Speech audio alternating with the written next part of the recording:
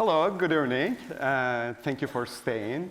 It's a great pleasure to have the creator of Othello in the Seraglio with us, Mehmet Sanlıkol, who is a composer, a great singer, as we have seen him singing as Sümbül, an ethnomusicologist, as well as a full-time faculty member at New Conservatory, New England Conservatory? Yes, New England Conservatory. In Boston. So in Boston. Yes. Welcome to UCSB, Mehmet Ali. Thank you so much. It's wonderful to be here. Yeah, great.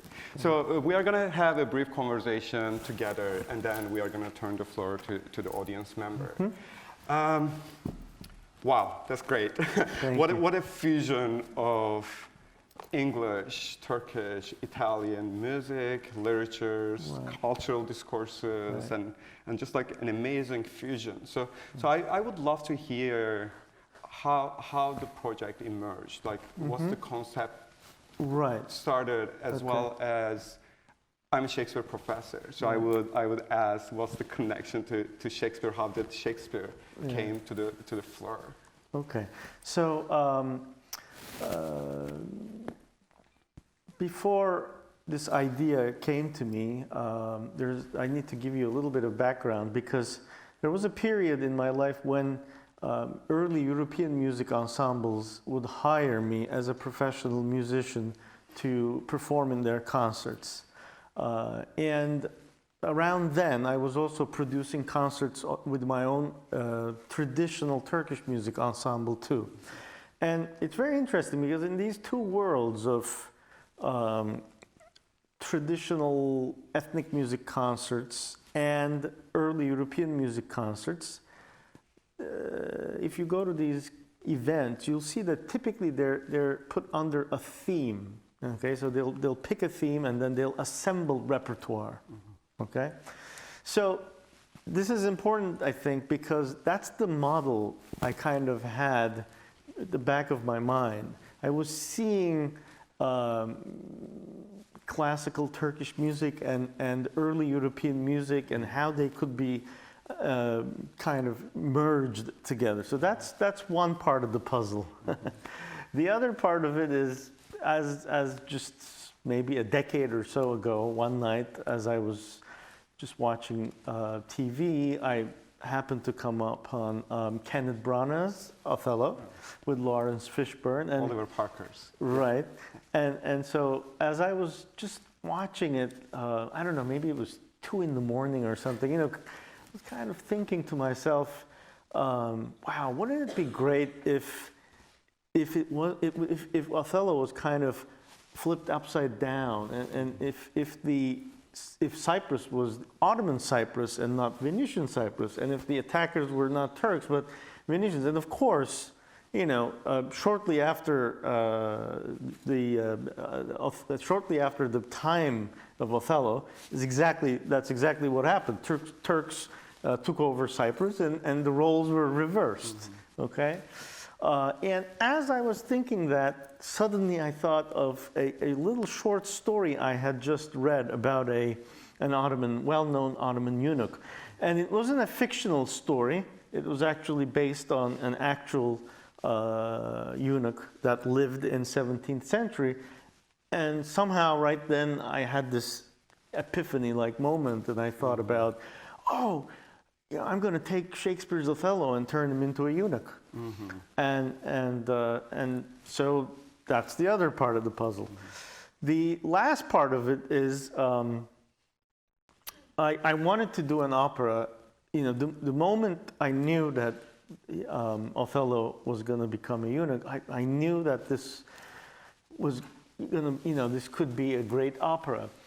But the problem then was, you know, operas cost a lot of money.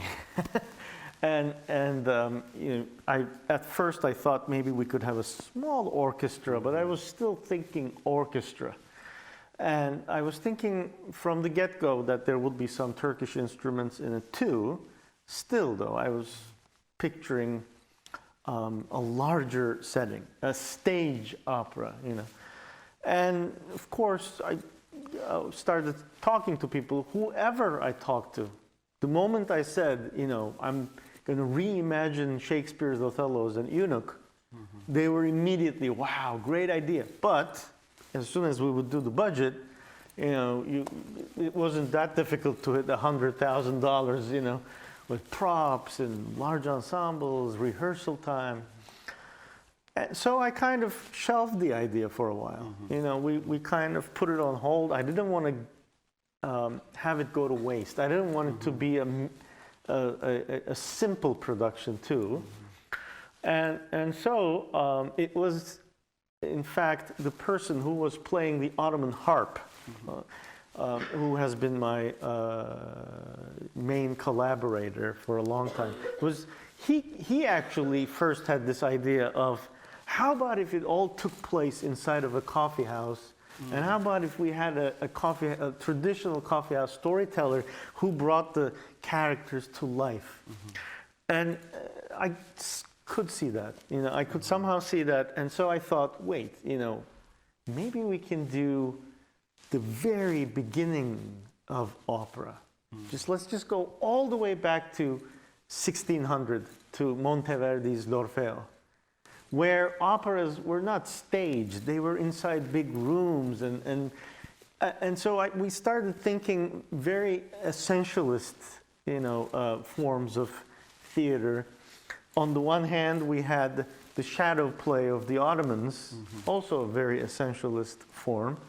On the other, we had Commedia dell'arte, of course, with the half masks. And the masks was a great solution, because then we took, all four singers, and we were able to have, you put the mask on, you become Sümbül, otherwise you're just a musician in the band, and you do whatever you do. So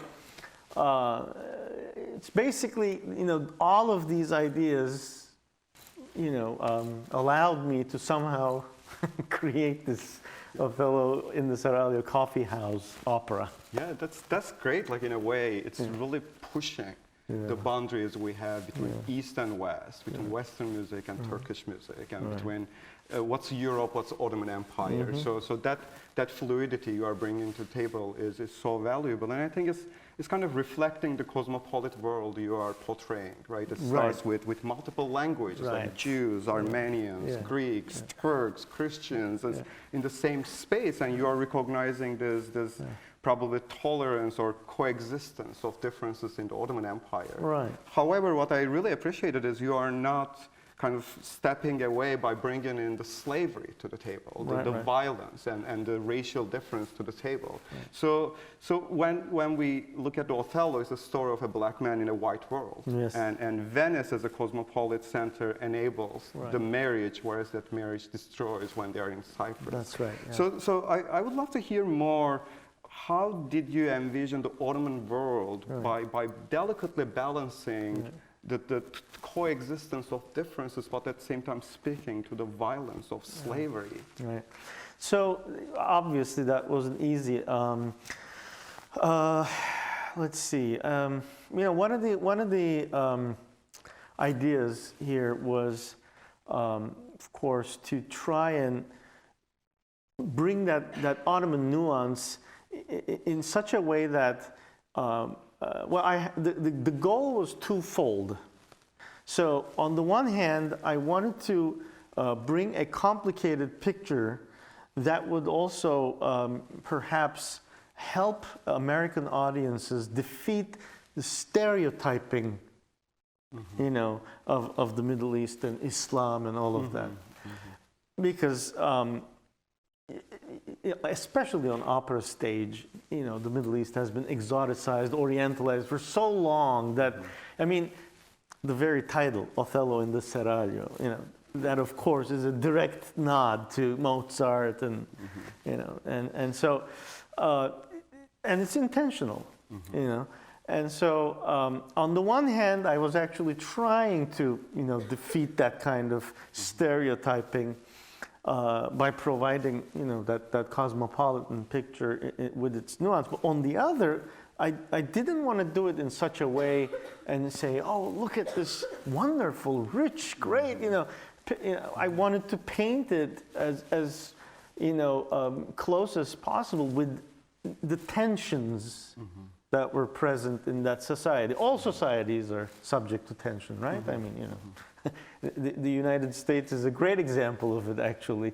I mean, you know, this is the country that gave us jazz, and I mean, the African American experience, you know, hasn't necessarily been the greatest one, and yet, you know, the profound result of jazz is, so, you know, I like to put the Ottoman you know, experience or the picture that I'm painting from that kind of a you know, perspective. Yeah, and it looks like eunuch became a really great historical figure to convey that, right? I mean, Othello is the Moor of Venice, like Moor recognizing religious as well as racial difference. But our character Sümbül, which means hyacinth, right? The vulnerability of a flower. And our character Sümbül is not only black, but also considered with deformed body. Right. So the gender ambiguity is there as well. And would you say more about that, especially how that problematizes relationship with quote-unquote Desdemona of the play? Right, of course, yeah. So first of all, let me tell you this. I am not the kind of composer that likes to, you know, meddle around with the works of masters. Well, you know, I'm actually very skeptical of, you know, picking up a piece by Ravel and reorchestrating it or something. You know, I fear, and I also do not necessarily like to engage in that kind of recompositional, rearrangement, you know, kind of activity. So to touch Shakespeare is not really, you know, it wasn't my immediate goal, but it was the eunuch that enabled it. Because when I thought that, or what I really thought that the eunuch brought to the table was, in fact, a genuine Ottoman dimension to this drama, that I can really transform, you know, or add to Shakespeare something that really wasn't there dramatically. So, you know, so that's important. You know, that's what really convinced me, and I'm a hard case to convince. Okay, in this case. So I was convinced by the eunuch, and of course, the paradox of the eunuch, from the very beginning, musically enabled certain things. I was like, okay, I can. There are lots of suppressed. Or there's suppressed childhood, there's suppressed past. How can I bring that back to the table musically? So I thought when he's starting to lose control, you know, those are the moments when I'm going to imply this, you know, polyrhythmic African grooves, and yet they won't really quite be African, but, you know, suddenly you have those musical moments where, you know, these kinds of paradoxes, the conundrum of the eunuch, you know, that is projected. What else? I don't know. There's so no, I think that's great because especially thinking how African presence in Ottoman history has been so much ignored, right? Much, and we have there's a huge eunuch transportation to Ottoman Empire, in the 16th and early 17th century. Anytime you have 1,000 to 1,200 black eunuchs in Istanbul, in the port, right? And the transportation of these black boys from sub-Sahara to North Africa and undergoing this violent surgery, and then most of them will die eventually. So it's just like horrifying story, and the way you are kind of like relating it to Othello, who has been enslaved several times, right? It's also like story of slavery of the Africans. So that connection, I think, is just brilliant. And also it was really a good opportunity if you're an Ottomanist, and to a certain degree, I consider myself that. So if you're an Ottomanist, and one of the most interesting aspects of that society is, you know, which I wanted to portray here, you know, the four main characters. 3 out of the 4 are either former slaves, or, you know, the concubine actually becomes a free woman through, you know, during the play, but the other 2 seem to be former slaves, right? And they're the most wealthiest, and yet the 4th one, Saadet, who is, as far as their class, positions are concerned, she's the lowest as far as their, and yet she is the only free woman by birth. Yeah. And to me, that's, that's the Ottoman society, at least in its, 17th century, and so, I mean, wow, that's cosmopolitan, a different kind of cosmopolitan picture, unique, So this is a great opportunity to portray something like that. I mean, that's complexity of it. That's complex, yeah. Yeah. And you mentioned you wanted to go back to the start of the opera in the 16th century, or early 17th century. Yeah. This is at the same time where we have coffee houses. Right. Right. Exactly. Mid 16th century is when coffee houses becomes very popular in the Ottoman Empire, and it becomes a place where population would come together, not only for entertainment, for storytellers like this, and smoking nargile, and dancing with boys, and doing more things with boys, and kind of enjoying their time. But at the same time, it's a place when people come together, they become political sites. Right. And most of the time, coffee houses has been banned. Right. Many people relate it to bohemian lifestyle, whereas I think in reality it's related to the political danger bringing people together. And I mean, rock and roll in this country, or the Prohibition era. It's these are always these things, when they come about, they kind of shake and rattle the already established rules and regulations, government, whatever. And so the way to handle them is at first suppress, ban, this, that, but then you cannot prevent that, right? Yeah. I mean, Chuck Berry and Little Richard and Elvis Presley are, so are coffee houses. Yeah. So.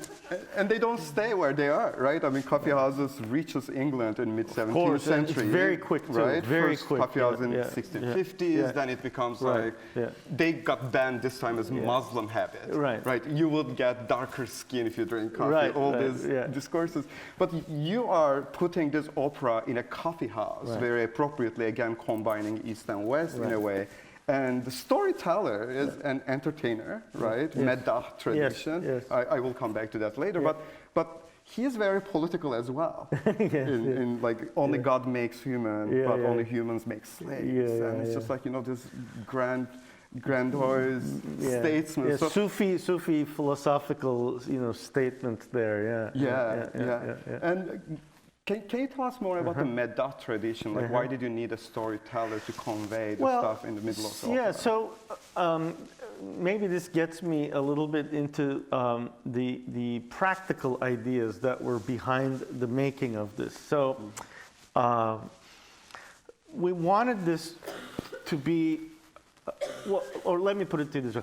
Once we had the idea of a coffee house opera, then we also thought that we want this to be so practical that we can basically put all the props in the back of our car and just go to a venue and be able to set it up and perform within 2 hours, which is, with opera, you can't do that. With Bertolt Brecht, you may be able. So that was another one I wanted to mention, I forgot.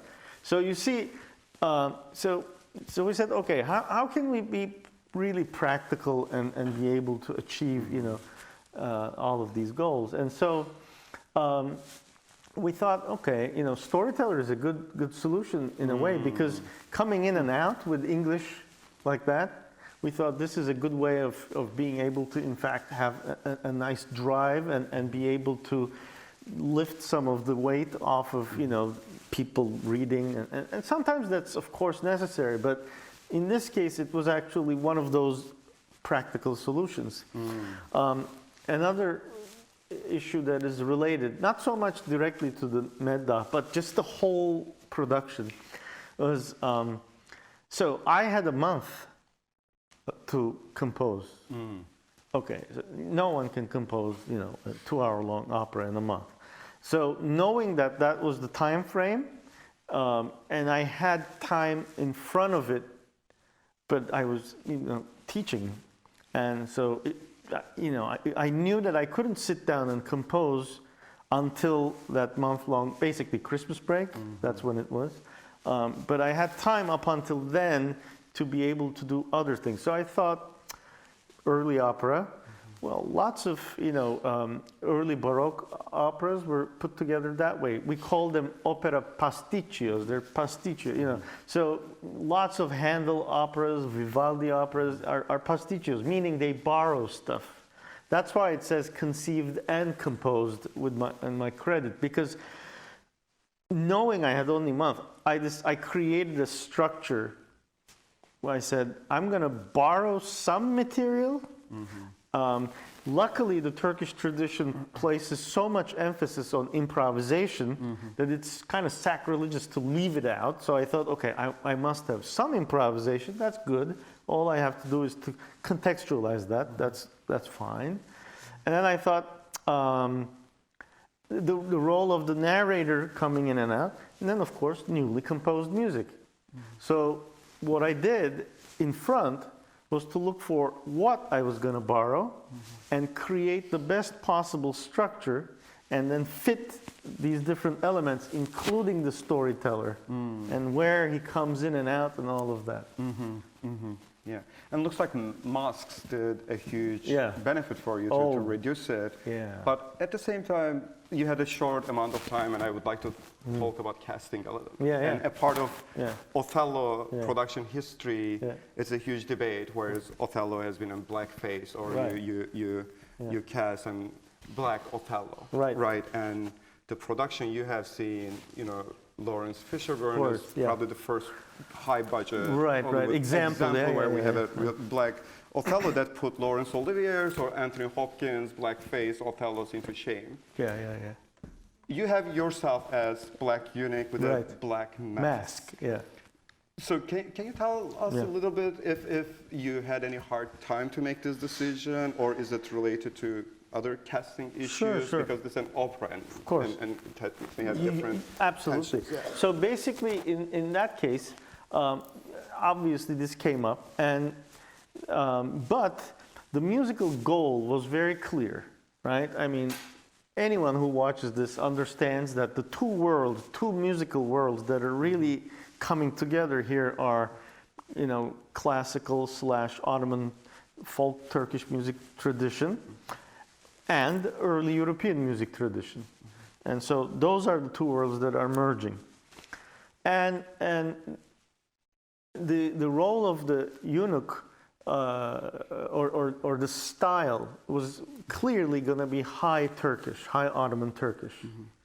So basically, once that was clear to me, it was also clear that there's no such black person that can sing in that style. I mean, there really isn't. In Turkey, maybe there was 200 years ago, but so knowing that that's not the case, so there were two options. Either I was gonna, cast myself or someone who's capable of singing that style with a black mask, or let go of the style, appropriate the musical style, but I decided not to appropriate the musical style. You see, it's cultural appropriation of, one way or the other, but I think at least this way, I mean, it's an opera first and foremost. And the musical goals are clearer. And so it actually wasn't a big debate. When the decision, it took this much the conversation to settle on that decision, for better or worse. I don't know if everyone is going to be comfortable with that, but we were, because at the end of the day, it's the musical and your goal. vocal range is kind of like enables to sing like a castrati. Right. Like castrati as a castrated opera singer goes back to 16th, 17th century. They are also called eunuch, and you are also, I feel like, hinting a combination of operatic figure and historical. Right? So I mean, I thought, what is the best way to, or best, I don't know if it's best, but what would be an interesting dramatic way for the eunuch to sound like. So I thought, I didn't want to sing in falsetto voice throughout. Instead, I wanted to kind of have this, cracking, I wanted to kind of hint at some voice that may crack. Okay? Like, kind of, and so that's why, when I sing, I keep switching, between the high falsetto and the chest voice. But of course, it's only very few moments it is kind of done in a more out of control fashion, to indicate he's losing control. But most of the time, it's actually designed in such a way that it's smooth, etc. Just to go along with the style. Yeah. And you bring so many different styles of singing and songs together. Can you tell us a little more about the songs? I think most of them are from 17th century. So like I said, let's just say 1/3 of the opera is borrowed material. Those do come from 16th, 17th century, either Venetian or Italian or Istanbul material. But that's 1/3. 1/3 is improvised material, and then 1/3 is newly composed material. So, for example, especially when you have duets, between the soprano and the eunuch. So you have a Turkish style against an earlier. There's no such music so that had to be composed. The quartet, there's no quartet. You can have two voices in Turkish style, two voices in there. So, these were clearly the composed material. But then, of course, everything I had to arrange and adapt to this setting too. In other words, even if I borrowed stuff, they were all, I had to arrange them, adapt them, etc.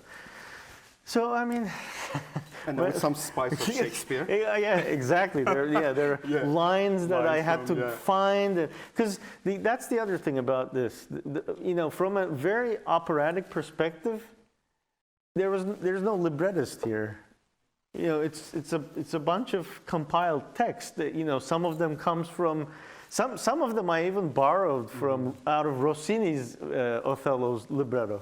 Just a couple of lines, because the Willow song, maybe the Italian of that may originate from Rossini's. I don't remember. Yes, I think so. I think that the Willow song, the Italian setting of it, I think originates from Rossini's opera. And I looked at them all, and I was like, this one flows better from that text. Yeah. You see? Yeah. And some of the songs I realize are from Ali Ufki, who That's himself right, was a captured slave who became a musician. Can you tell us more about Ali Ufki and then why his music was important for this production? Sure. So, if you're borrowing music, and if it's 17th century, in the Ottoman tradition, the man that you're going to end up with is this Polish, initially Polish Protestant by the name of Alberto or Wojciech Bobowski, who was captured by the Tartars and sold to the Ottomans. He was not a very young boy. He was older, and that's why apparently he was more valuable, because he spoke multiple languages. And so the Ottomans realized that this, was actually a person of value. They immediately got him up to the palace, and he became court musician. Eventually, looks like he even became the director of the ensemble, and then he also was court translator, and so on. He adapted the name Ali Ufki, and of course, was converted to Islam. But he's one of those few cases where, in fact, Ali Ufki remained for in Istanbul for the rest of his life, and seemed to actually blend in really well. He's a unique character for sure, and he left behind a manuscript of notation. In staff notation, so it's European notation, and off Ottoman Turkish music. So for example, the one sequence where I borrowed a couple of folk songs from that period was the wedding sequence. Those are pieces that I took out and arranged and assembled to create that 17th century Istanbulite wedding. Yeah. And did your singers have any difficulty to get singing the 17th century Ottoman Turkish? Yeah, here and there I may have had to correct, a couple of, accentuations or whatever, just 'cause sometimes they don't recognize the words obviously, and so, but overall, these particular musicians are adventurous like myself, and so, I've at least I exposed them, earlier to Alievski's works, so they were more or less familiar, yeah. And do you have any future plans building on this project? At the moment with Othello and the Seraglio, we premiered the live production in 2015. And so we did about 21 performances in 4 years. And we filmed it in its 4th year.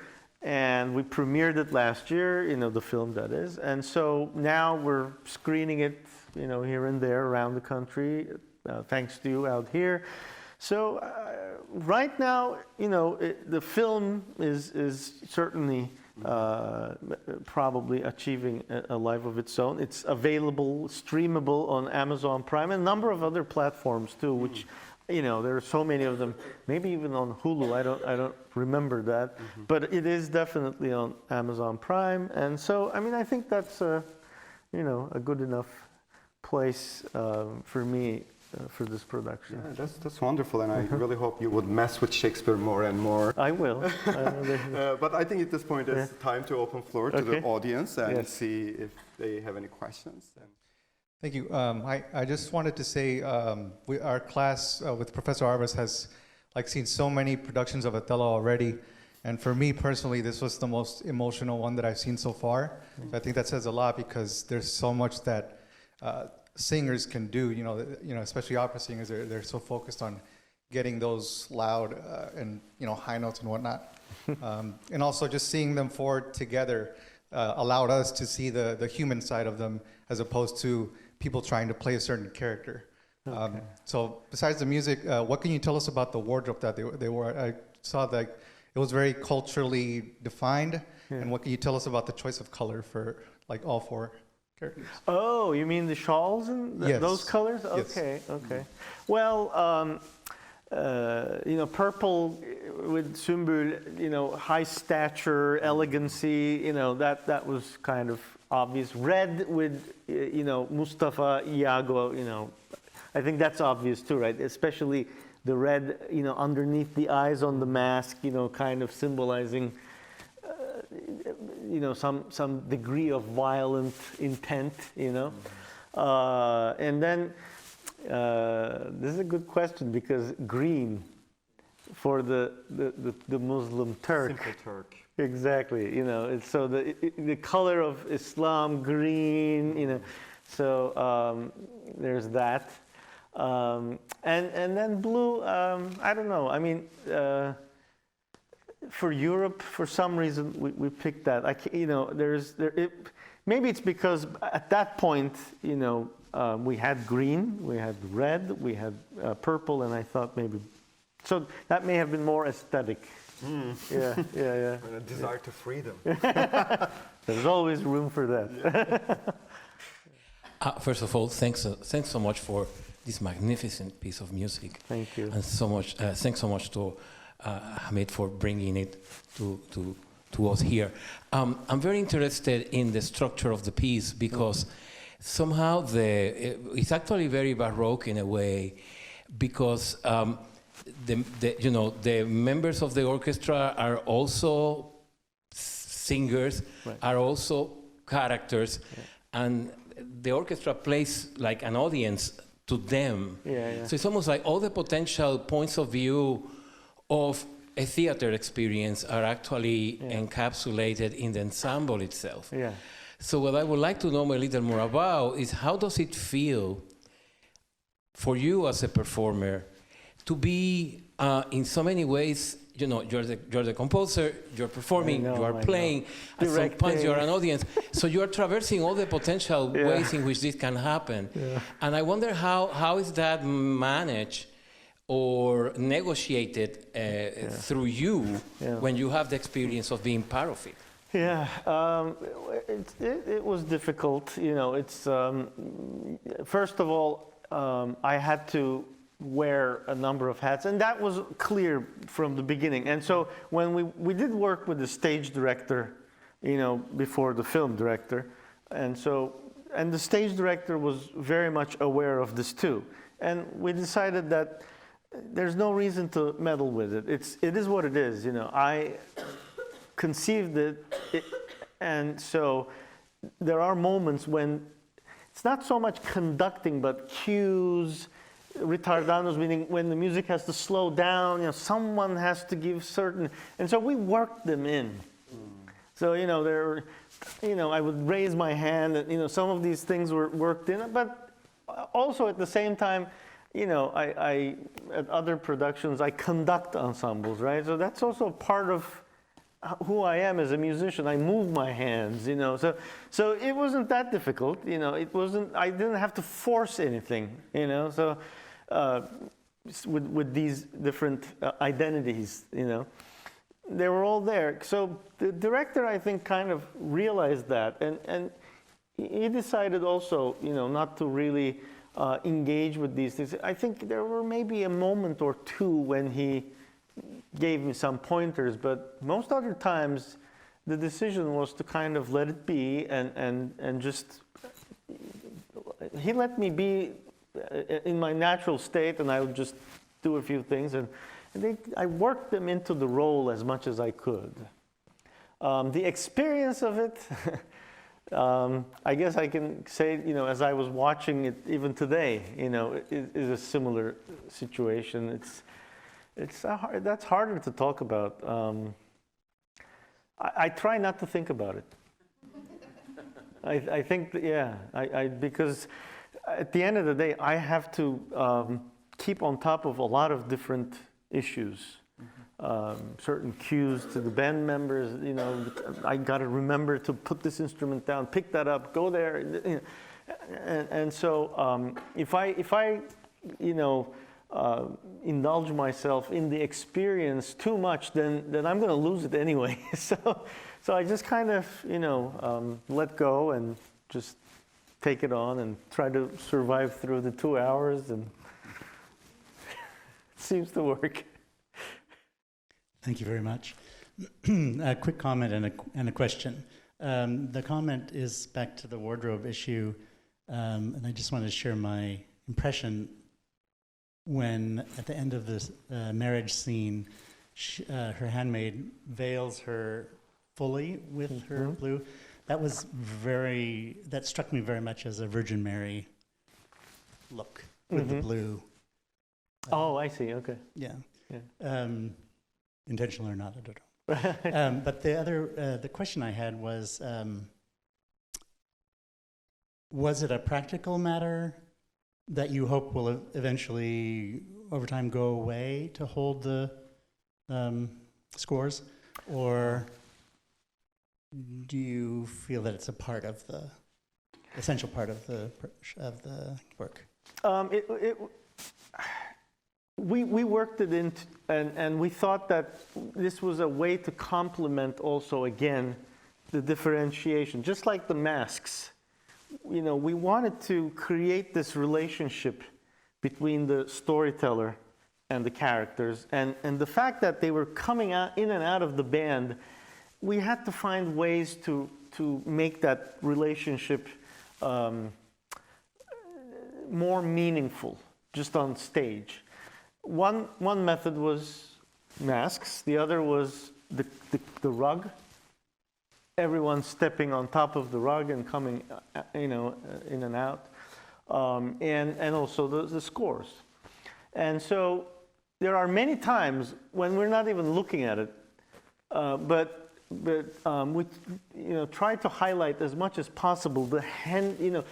So in other words, when they're handed to us, they're actually quite visibly filmed, and that's part of this establishment, that it's really the storyteller who is bringing these characters to life, and that he directs them. He gives us, so we're kind of like puppets. And at one point there was this idea of maybe, pushing the image of the, being a little bit more puppet-like. But then we we didn't quite buy that. I don't know why, you know, and we kind of let go. So there was I don't know if you're familiar with Stravinsky's Petrushka, you know, so there was a, you know, kind of moment when we were thinking about that kind of